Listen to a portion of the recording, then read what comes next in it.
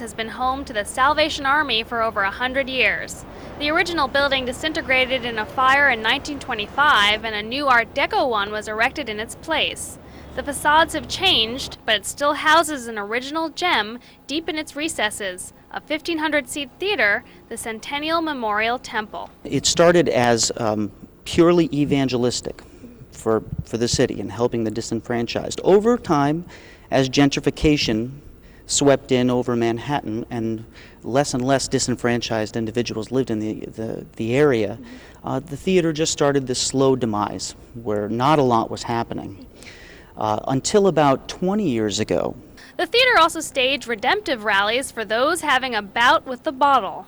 Back in the early 30s, the Great Depression, Evangeline Booth would line up horse and buggies, and the Salvationists would get in these horse and buggies, and they'd take them down to the Bowery, and they would pick up these alcoholics on the street. Back then you could do this, physically pick them up, and put them in the back of these buggies, and bring them here for an evangelistic meeting. It's not hard to see how the term falling off the wagon entered the lexicon.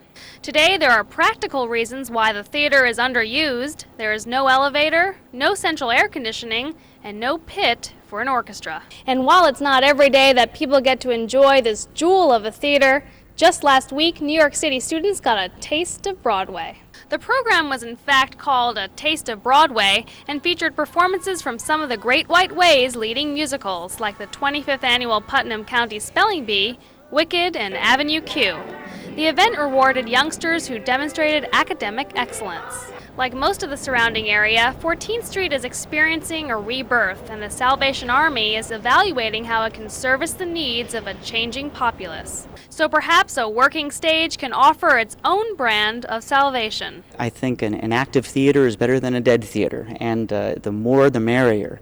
And I think in terms of Evangeline Booth, who built this structure, I think if she could transport herself into 2006, I think she would say the same thing. For more information on the Salvation Army and its programs, you can log on to www.salvationarmy-newyork.org.